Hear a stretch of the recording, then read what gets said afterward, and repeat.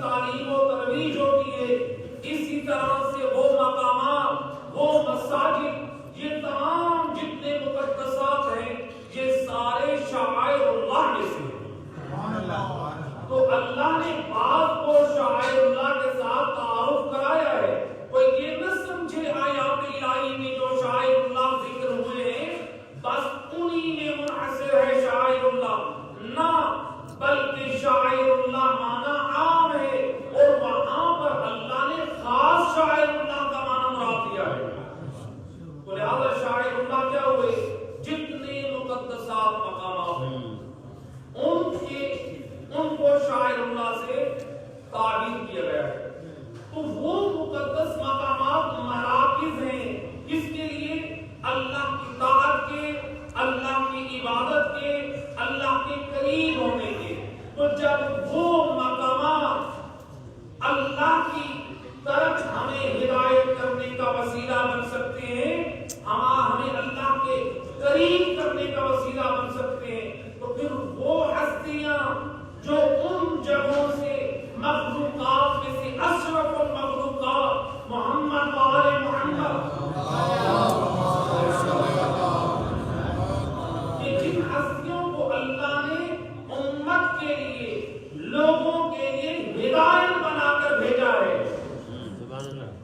جن کے علم سے لوگوں نے ہدایت حاصل کرنی ہے، جن کے پاک کردار سے لوگوں نے اپنا راستہ ہموار کرنا ہے، جن کی تعلیمات کی روشنی میں انسان نے اپنی فکری اور اپنی عملی اصلاح کرنی ہے، تو جب کعبہ ہو، صفا مروہ ہو، یہ چیزیں شعائر اللہ بن سکتے ہیں، تو ان سے جو بلند عظمت کے مالک محمد اہل بیت وہ کیسے نہیں ہو سکتے شاعر اللہ؟ تو اللہ کیا فرما رہا ہے؟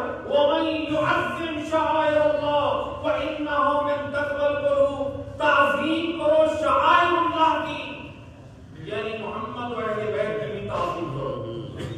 کیا صرف اہل بیت سے محبت کرنی ہے یا کچھ اور بھی تقاضے ہیں؟ کیا ہم اپنی اولاد سے یہ تقاضا کرتے ہیں کہ ہماری اولاد ہم سے محبت کرے، یا ہمارا تقاضا کچھ یہ ہوتا ہے کہ ہم اپنی اولاد کو جس راہ کی طرف گائیڈ کریں وہ اسی راہ پر چلے، جو ہم حکم دیں اس پہ لبیک دیں، جس سے روکیں اس سے رک جائیں؟ کیا ہمارا یہ تقاضا ہے کہ نہیں؟ جب عام باپ کا یہ تقاضا ہے کہ میری اولاد میری فرما برداری کرے، میری اولاد میری نافرمانی نہ کرے، تو اگر کوئی اولاد اپنے ماں باپ کی نافرمانی کرے تو باپ اپنے اس فرزند کو، اپنی اس اولاد کو نالائق کہتا ہے، جبکہ سید الرسل لسان ویسے فرماتے یا علی انت وانا ابوا لہذہ الامہ، اے علی تو اور میں اس امت کے باپ۔ تو ایک ہمارا باپ جو وسیلہ بنائے ہمارا دنیا میں آنے کا، اس کی نافرمانی اگر ہم کریں تو ہم عظمت کے لائق نہ بنے، تو وہ ہستیاں جو لسان عصمت سے بولنے والی، وہ ہستی جو لسان عصمت سے بولنے والی، جو امت کے باپ ہیں، اور اگر کوئی ان کی نافرمانی کرے، کوئی ان کے حکم سے روگردانی کرے، کوئی ان کے حق میں سرکشی کرے، تو بتائیں کیا وہ عظمت کے لائق رہے گا؟ جن کو اللہ نے عظمت عطا کی ہے، جن کو اللہ نے بزرگی سے نوازا ہے، تو لہذا ان کی تعظیم کیسے کریں؟ کیا ہم صرف ان سے محبت رکھیں گے؟ اسی کا نام ہے محبت؟ جب کچھ اس محبت کے ہمارے اوپر تقاضے ہیں، اس محبت کی ہمارے اوپر ذمہ داریاں ہیں۔ آج ہم یہ کہہ دیں کہ ائمہ ہدیٰ علیہ السلام کی یوم ولادت کو ہم منا لیں اور ان کی یوم شہادت پر ہم ان کی مسائل کا ذکر کر لیں، ہم نے حق ادا کر دیا ہے۔ میرے دوست، بے شک اس سے حق ادائیگی ہوگی، لیکن دیکھنا یہ ہے یہ میرا جشن منانا یا میرا مسائل کا قائم کرنا کیا ایسے ہے جیسے خود اہل بیت چاہتے ہیں؟ ایک مرتبہ یہ کہ میں اپنی مرضی سے وہ جشن منانا چاہتا ہوں، میں اپنی مرضی سے میں وہ رنگ بھرنا چاہتا ہوں، لیکن ایک مرتبہ خود ائمہ اہل بیت ہمیں سمجھا رہے کہ انہیں کیسے جشن منانا ہے۔ ایک سوال پڑھتے محمد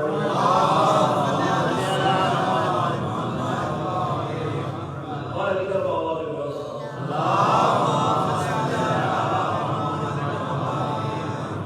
کیا ہم ان کے جام جشن میں خوشی تو یقیناً ہمارے ایمان کا حصہ ہے، خوشی منانی بھی چاہیے، مومن کی علامت ہے کہ وہ یحزن بحزننا، ہمارے غم میں وہ غم زدہ ہوتا ہے، وَيَفْرَحُ بِفَرْحِنَا، ہماری خوشی میں وہ خوش ہوتا ہے۔ کیا ہماری خوشی اپنی مرضی سے ہونی چاہیے؟ مرضی انہی کے مطابق ہونی چاہیے جن کی خوشی منا رہے ہیں۔ اگر ہم اپنی مرضی سے خوشی منائیں اور اس کو اپنا نام دے دیں کہ یہ ان کی خوشی ہے، تو اس کا مطلب ہے کہ ہم اپنے آپ کو والعیاذ باللہ ان سے زیادہ گناہ سمجھتے ہیں۔ آج ہم دیکھیں ذرا دنیا میں ایک نظر کریں، اہل بیت اطہار کی جو خوشی کو کیسے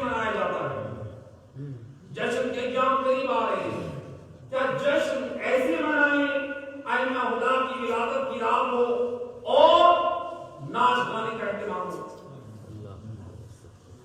خود ناچ گانا کیا ہے جس کو ائمہ اہل بیت نے شیطانی آواز سے تعبیر کیا ہے.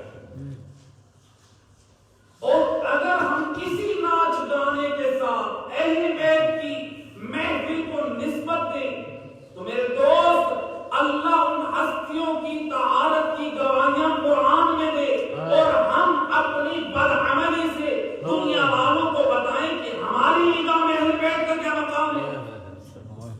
ہم اہل بیت کی مجرم ٹھہرے.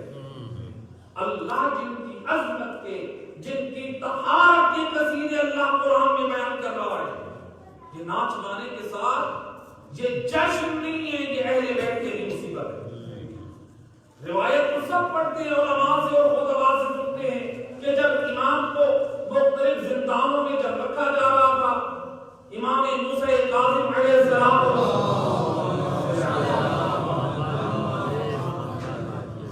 امام کو ایک زندانی نے محبت کی بنا پر ایک گھر میں قرار دیا کہ امام خوش ہوں گے.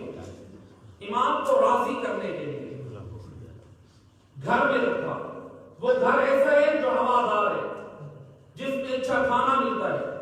لیکن جب اس گھر میں امام نے ایک رات گزاری، اب جب شخص آیا صبح کو، امام فرماتے مجھ پر احسان کر، مجھے اس وسیع گھر سے وہ تنگ و تاریک قید خانہ زیادہ معلوم ہے. جو آج ہم جیل اور تھانے میں جانا نہ پسند کرتے ہیں، ذرا دیکھ امام معصوم حجت خدا وسیع گھر کی قلت کو چھوڑ کر قید خانے کو پسند کرتے ہیں. کیوں؟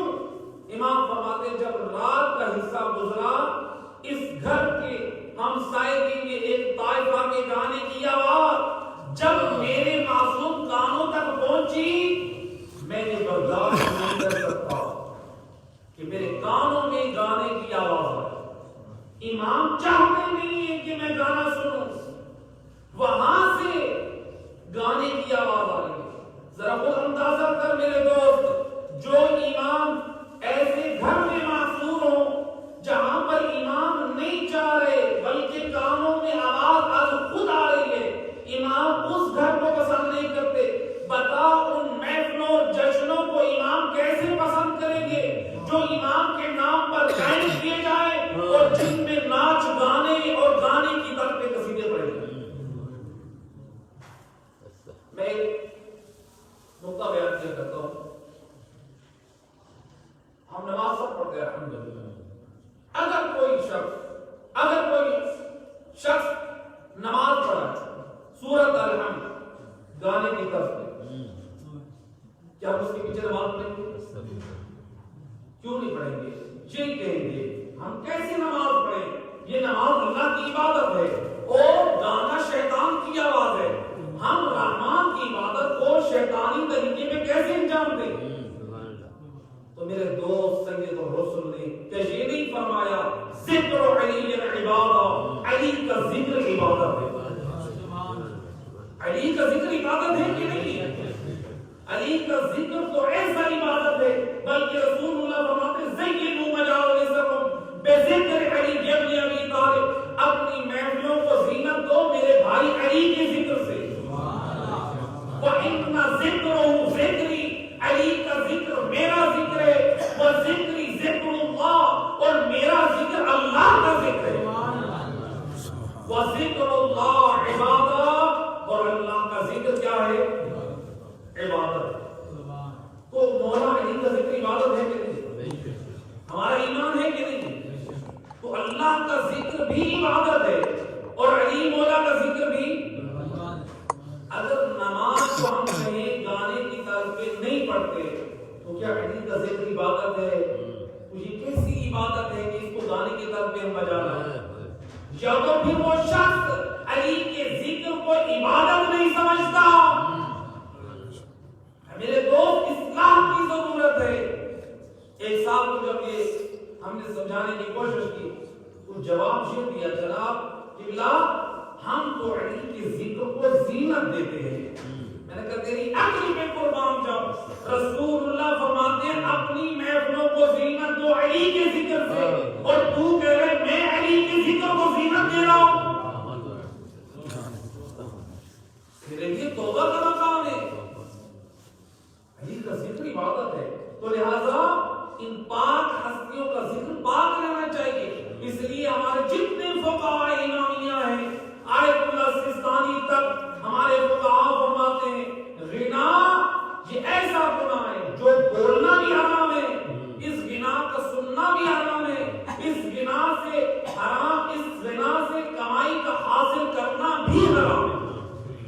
اور اس غنا کی طرف پہ اگر ہم اہل بیت کا قصیدہ بنا کر پڑھیں تو کوئی یہ نہ سمجھے کہ ہم قصیدوں کی علماء نے نفی کیے, نہ میرے دوست, بلکہ گانے کی طرف پہ کوئی قرآن پڑھ رہے تو وہ قرآن قابل قبول نہیں ہے. اگر کوئی مرثیہ پڑھ رہا ہے, اگر کوئی دعا پڑھ رہا ہے, اگر کوئی ذکر خدا کر رہا ہے, علماء فرماتے ہیں وہ بھی حرام ہے. اور اگر اسی طرح پاک ہستیوں کا پاک ذکر, یہ ان کی توہین ہے. کیا ہم میں سے کوئی پسند کرتا ہے کہ ہمارے ماں باپ کا ذکر گانے کی طرف پہ ہو؟ ایک محلے کے لوگ کھڑے ہو کر تو گانے کی طرف پہ ہمارے باپ دادا کا ذکر کرے, ہم کہیں گے حیا کر, گانے کی طرف پہ تو ہمارے بزرگوں کا اس طرح سے تو نام لے کے کہہ رہا ہے. وہ بھائی میں تو آپ کے بزرگوں کا نام لے کے ان کی تعریف کر رہا ہوں. میرے دوست, ہم اپنے بزرگوں اور ماں باپ کی توہین سمجھے, اور وہ ہستیاں جن کی عظمت کے قصیدے اللہ قرآن میں پڑھ رہا ہے.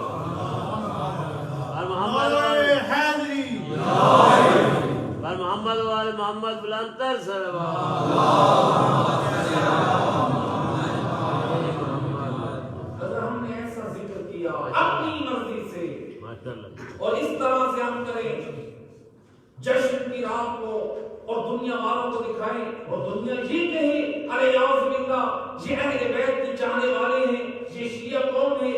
اور اگر ہمارا کردار ایسا ہو, ناچ گانے کے ساتھ ہو, ڈانس کے ساتھ ہو, ایسا لباس ہو جو اللہ خدا نے پسند نہ کیا ہو, دنیا والوں کی میں جو توہین ہوگی, مجرم ہے وہ شخص اہل بیت کا, مجرم وہ شخص. جشن کی راتوں کو ایسا ہم اہتمام کریں جس سے توہین مذہب اہل بیت ہو. اللہ قرآن میں ایک اور مقام پہ کیا لا تحرموا شعائر اللہ, اے ایمان والو شعائر اللہ کی بے ادبی نہ کرو, ان کی توہین نہ کرو. آئمہ اہل بیت بھی شعائر اللہ میں سے ہیں کہ نہیں؟ ان کی تعلیمات بھی شعائر اللہ کا حصہ ہیں کہ نہیں؟ ان کا کردار بھی شعائر اللہ کا حصہ ہے کہ نہیں ہے؟ جب یہ شعائر اللہ ہیں تو اللہ قرآن میں کہہ رہا ہے وَلَا لَا تُحَرِّمُوا شَعَائِرَ اللَّهِ, اے ایمان والو اللہ کے شعائر کی بے ادبی نہ کرو, ان کی توہین نہ کرو. وہ کیسے بے ادبی کرو؟ ہم ایسے اعمال انجام دیں اور پھر اپنے آپ کو منسوب کریں اہل بیت سے, اور دنیا کے مذاق اڑائے مذہب شیعہ کا. ہمارا کردار تو ایسا ہونا چاہیے کہ جب دنیا والے دیکھیں ہمارے کردار کی طرف کہ امام فرماتے ہیں آپ لوگوں کا سلوک غیروں کے ساتھ ایسا ہو, آپ کا اخلاق, آپ کی سیرت, آپ کی رفتار, آپ کا پاک کردار ایسا ہو کہ غیر آپ کے کردار کا قصیدہ پڑھ کر کہیں رحم اللہ جعفر بن محمد, خدا جعفر صادق پر رحم کرے کہ کیسا اس نے اپنے شیعوں کو وعدہ بنایا ہے. امام یہ دعا کر رہے ہیں, امام یہ سمجھا رہے ہیں کہ تمہارا پاک کردار ایسا ہو کہ غیر تمہارے کردار کو دیکھ کر ہمیں دعا دے, اور ہمارا کردار ایسا ہو دنیا والے کہتے ہیں کوئی شیعہ لوگ ایسے کیا ہے یہ. میرے دوست, اہل بیت کی عزت و کرامت تو سمجھیں. سید الرسول فرماتے ہیں من شبہ بقوم فهو منهم, جو شخص جس قوم کی شباہت اختیار کرتا ہے وہ اسی میں سے ہوتا ہے.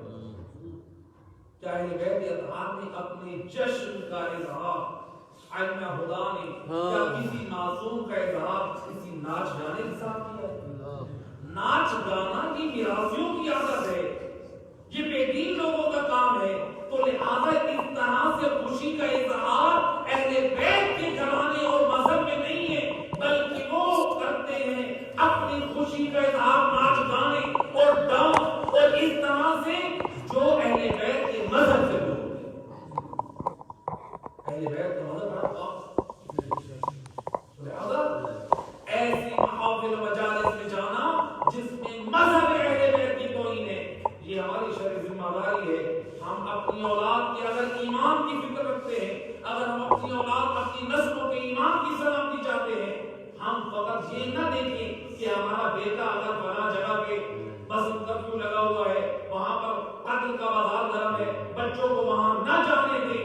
اسلام کہتا ہے ان مقامات پر نہ جانے دیں اپنی نسلوں کو جہاں پر ایمان کو خطرہ ہو۔ ایمان زیادہ قیمتی ہے بنسبت جان کے ثواب کو دینا۔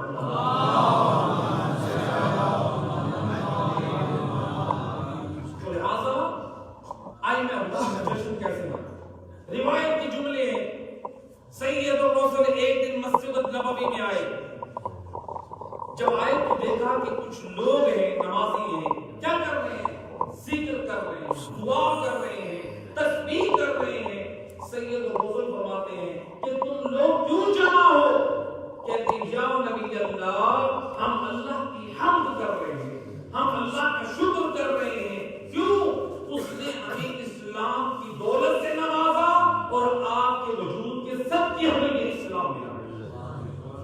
اور دیکھیں یہ بھی میلاد منایا جا رہا ہے، یہ بھی جشن منایا جا رہا ہے۔ کہاں پہ؟ مسجد النبوی میں۔ کیسے منایا جا رہا ہے؟ دعا کے ذریعے سے، اللہ کا شکر کر کے، اللہ کی تسبیح کر کے۔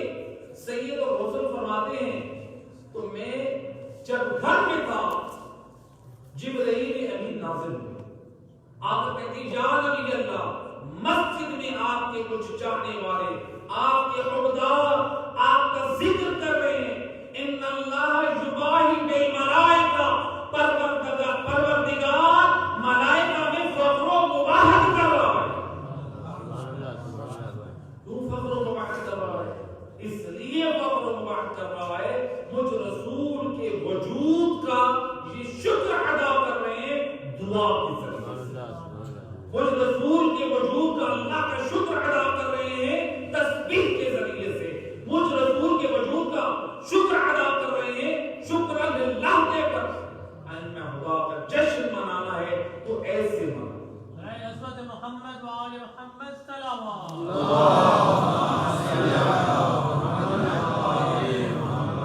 بعض روایات میں ملتا ہے کہ سید الرسول جب ہجرت کر کے مدینہ پہنچے تو رسول اللہ نے ایک گوشت بند ذبح کیا جو اپنے اصحاب کے سامنے پیش کیا۔ کس خوشی میں؟ بعض علماء کہتے ہیں کہ رسول اللہ نے اپنا عقیقہ کیا، لیکن بعض علماء فرماتے ہیں نہیں، عقیقہ تو جو کہ رسول اللہ کے دادا کر چکے تھے، وہ رسول اللہ اپنے یوم مولود کی خوشی اور محبت میں چاہنے والے مسلمان مومنین کو کہا گیا۔ تو سید الرسول کی سیرت طیبہ کو اگر دیکھیں تو اظہار خوشی یہ ہے کہ مومنین کے لیے قرآن ہونا چاہیے، اہل بیت سے محبت ہے، اہل بیت سے مودت ہے۔ تو میرے دوست یہ ہماری ایمان کا حصہ ہے۔ بچھا اپنے بازاروں اور اپنے محلوں میں دسترخوان، نام دے سفرے فاطمہ زہرا کا، نام دے سفرے امام علی مرتضیٰ کا، نام دے سفرے امام حسن مجتبیٰ کا، نام دے سفرے امام حسین مظلوم کربلا کا، پھر دعوت عام و خاص دے، دنیا والوں کو پتہ چلے آل محمد کے حکمرانوں نے آج کس قدر ریاض کا اہتمام کیا۔ ماشاءاللہ، بر محمد والے محمد بلند تر صلوات۔ محمد والے محمد،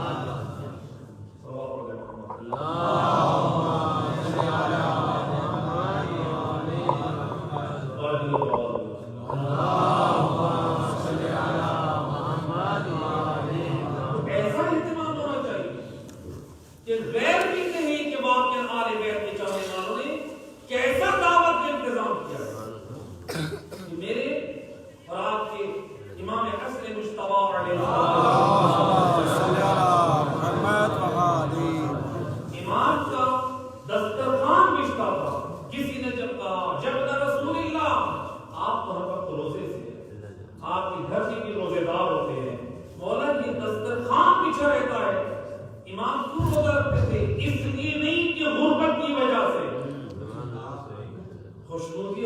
کے لیے روزہ رکھتے تھے، گھر والے روزہ رکھتے تھے تو اس وجہ سے کہ یہ مستقل عبادت ہے اسلام میں، لیکن فرماتے تھے میں اپنا ہاتھ اس لیے نہیں روکتا، میں ڈرتا ہوں اپنے رب سے، اگر میں نے فقراء و مساکین سے ہاتھ کھینچ لیا کہیں اللہ مجھ حسن مجتبی سے ہاتھ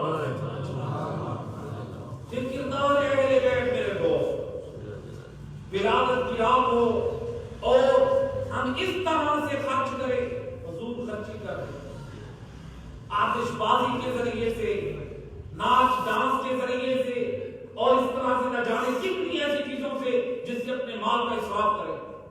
اسلام جو آپ وضو پہنتے کرتے ہیں، وضو کرتے ہوئے اگر آپ نے نل کو ٹوٹی کو کھلا رکھا، جو پانی جا رہا ہے اسلام میں وہ پانی بہانا حرام ہے، وہ پانی بہانا حرام ہے، وہ اسراف کر رہے ہیں، اس لیے مستحب ہے کہ پانی بھر کے اپنے ساتھ رکھیں، جیسے جیسے آپ پانی لے رہے نل کو بند کر دیں، یہ حرام ہے۔ جو اسلام عبادت میں وضو کے پانی کو فضول گرا دینا پسند نہیں کرتا، کیا وہ اہل بیت یہ پسند کریں گے ہمارے نام پہ آتش بازیاں کی جائیں؟ آل محمد کے چاہنے والے بھوکے ہوں، آل محمد کے چاہنے والے غریب لوگ بے لباس ہوں، آل محمد کے چاہنے والے غریب مساکین بچوں کی تعلیمات کے لیے ان کے پاس اخراجات نہ ہو، ہم اپنے لاکھوں روپے کو آل محمد کے نام پہ آتش بازی کے نظر آتش کر دیں، یہ کوئی خدمت نہیں ہے، یہ کوئی ثواب کا کام نہیں ہے۔ روایت میں ملتا ہے ایک شخص نہر کوفہ میں جو نہر بہ رہی ہے دریائے فرات، وہاں سے وضو کے لیے پانی بھرا، وضو کر رہا ہے، وضو کرنے کے بعد اس نے وہ پانی سارے کا سارا نیچے گرا دیا۔ یہ منظر دیکھا امیر المومنین علی ابن ابی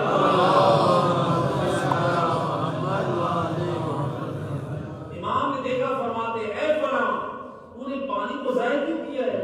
اس پانی کو دوبارہ نہر میں گرا دیتا، یہ پانی تو نے نیچے گرا کے ضائع کر دیا ہے، یہ نہر میں رہ جاتا۔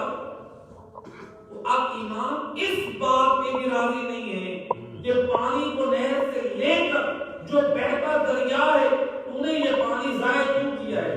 کیا وہ امام اس بات پہ راضی ہیں کہ ان کے نام پر ان کی ولادت کی رات کو جشن منایا جائے اور لاکھوں ہزاروں روپے کی آتش بازی کی جائے، جبکہ علی کے حکمدار کچھ ایسے ہوں جن کے گھر میں کھانا نہ ہو، کچھ ایسے ہوں جن کے گھروں میں کوئی اچھا لباس نہ ہو؟ ذرا غور کر میرے دوست، اہل بیت کی محبت چاہیے، ان کی مودت چاہیے تو وہ اعمال انجام دے جو اہل بیت اطہار رات کی تاریکی میں میرے پہلے امام علی ہوں یا دیگر ائمہ خدا علیہ السلام رات کی تاریکی میں روٹیوں کی بوری باندھ کر اپنی قبر پہ لے گئے۔ امام حسین علیہ السلام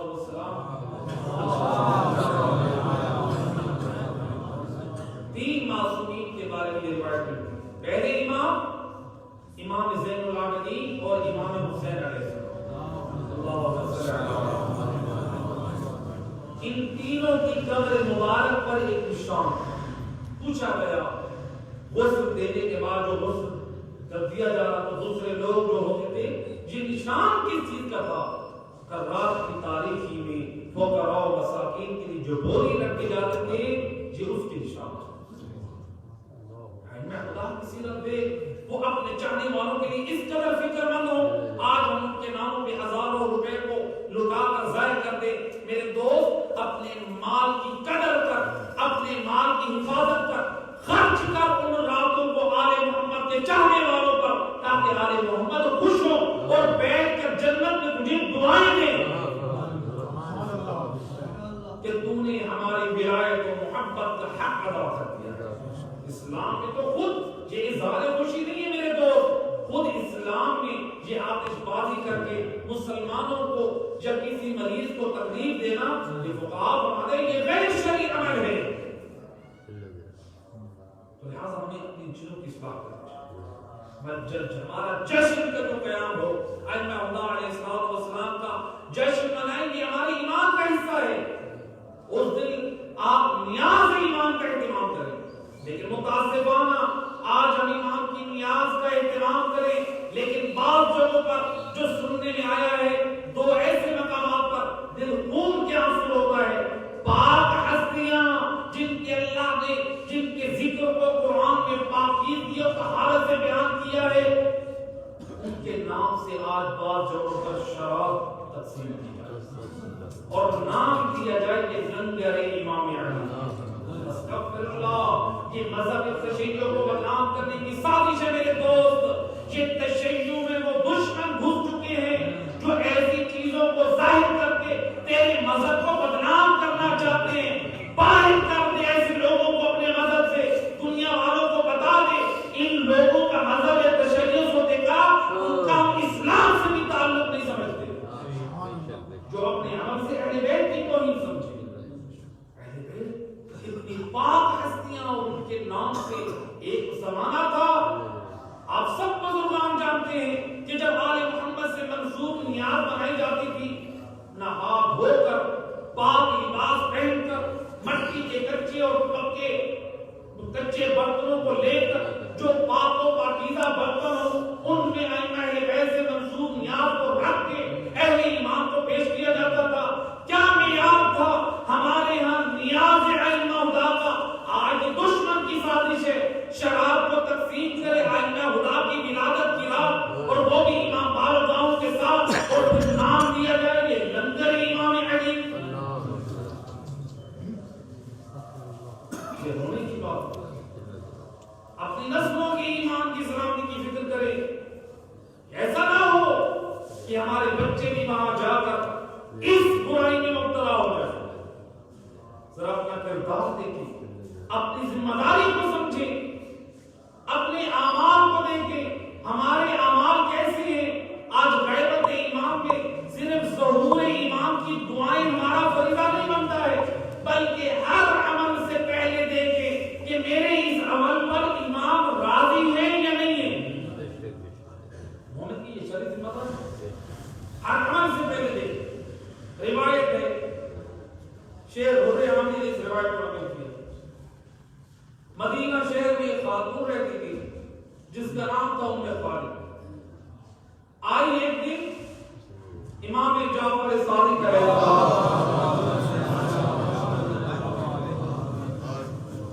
دروازہ کھٹکھٹایا، امام نے غلام کو بھیجا، غلام نے آ کر کہا یا ابن رسول اللہ، مدینہ کی معظمہ بی بی ام خالد آئی۔ کون آئی ہے؟ ام خالد آئی ہے۔ امام فرماتے ہیں کہ بلاؤ۔ اب وسیع اس روایت کے ناقل ہے، کہتے ہیں کہ جب وہ خاتون خدمت امام میں آئی تو سر سے پاؤں تک حجاب اسلامی میں آ کر سلام کیا، کہتے ہیں جب نہ رسول اللہ ایک مسئلے کا حل معلوم کرنے آئی ہوں۔ امام فرماتے ہیں بیان کر، کہتے ہیں مولا میں ایک مرض میں مبتلا ہوں، مدینے کے حکیموں کے پاس ڈاکٹر کے پاس گئی ہوں اپنا علاج لینے کے لیے، انہوں نے مجھے واپس کر دیا، کہا تمہارا علاج میرے پاس نہیں۔ مایوس ہوئی، گھر آئی، کسی خاتون نے بھی مجھے آگے بتایا جس مرض میں تم مبتلا ہے مدینے کے اور لوگ بھی تھے اور ان کا علاج ان حکیموں اور ڈاکٹروں نے کیا۔ میں پریشان ہوں، ان کا علاج ممکن ہے تو میرا علاج کیوں نہیں ہے؟ میں نے سر پہ چادر اوڑھی دوبارہ گئی، ان ڈاکٹروں حکیموں کا کہنا تھا اے مومنہ، اے مومنہ، تیرا کردار، تیری شرافت، تیرا دین کا پابند ہونا ہمیں حیا آتی ہے، ہم تیرا اس چیز سے علاج کریں۔ اب دیکھیں ڈاکٹر اور حکیم بھی حیا محسوس کر رہے ہیں۔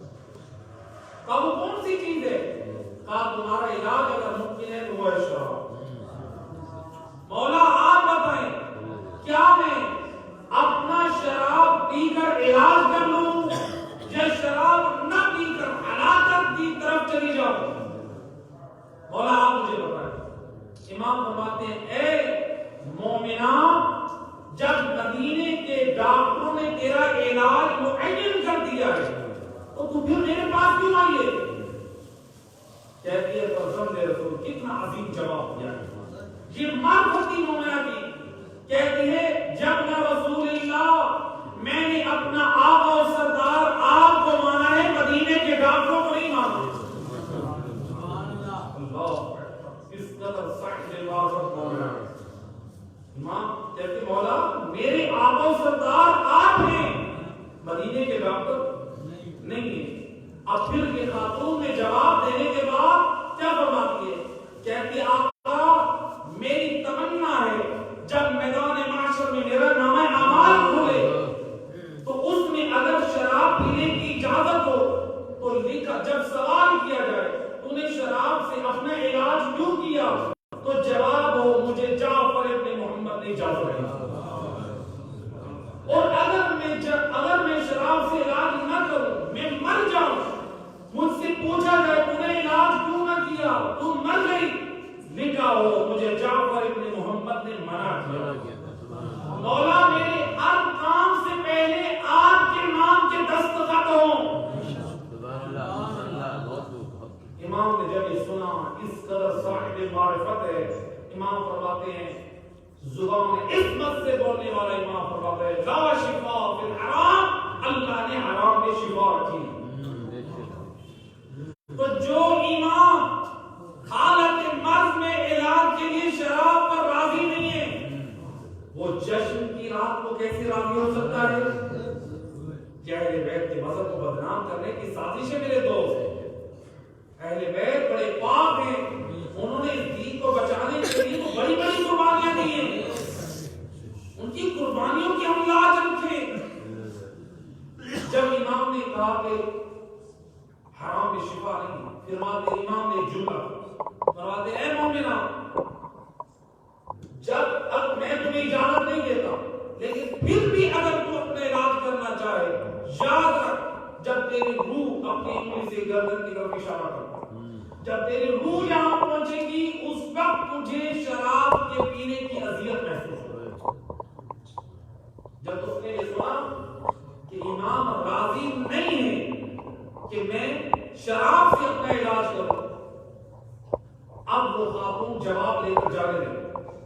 امام علیہ السلام نے کیا کیا؟ روایت میں جملے جب یہ بیوی کھڑی ہوئی، ابو بصیر کہتے ہیں امام جعفر صادق علیہ السلام امام اس بیوی کی تعظیم کے لیے کھڑے ہو گئے. آج دیکھیں کہ یہ کون بھی ہے؟ غیر معصومہ، غیر سید ذاتی، لیکن کردار کی ایسی پاک دولت ہے. جب یہ بیوی کھڑی ہوئی تو امام وہ ہستی جس کی تعظیم کے لیے 1,24,000 انبیاء کھڑے ہوں گے.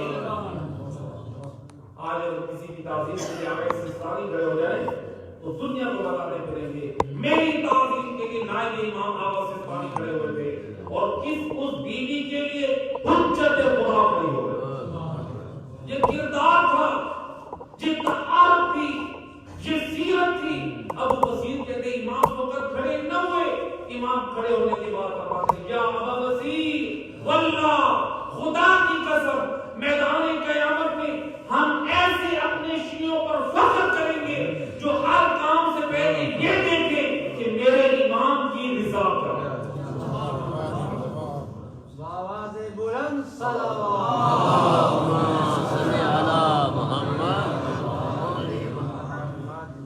امام ایسا کردار چاہتے ہیں، امام ایسی شیعوں پر فخر کریں گے، امام ایسی شیعوں پر ناز کریں گے جو اپنے ہر عمل سے پہلے دیکھیں اہل بیت کے اطہار کیا چاہتے ہیں. جشن کی رات آپ جشن منائیں ائمہ خدا علیہ السلام کا، آپ ان کی شہادت میں مجالس عزا کا اہتمام کریں، یہ ایمان کا حصہ ہے. لیکن ایسا کریں کہ جس سے مذہب اہل بیت کا وقار بلند ہو.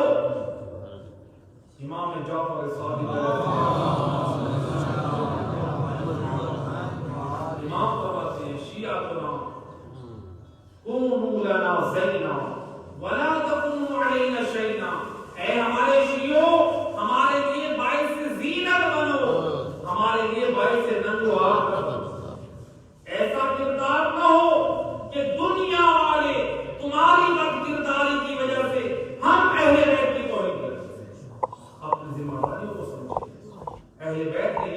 قربانیاں دی ہیں. یہ دین اتنا قیمتی ہے.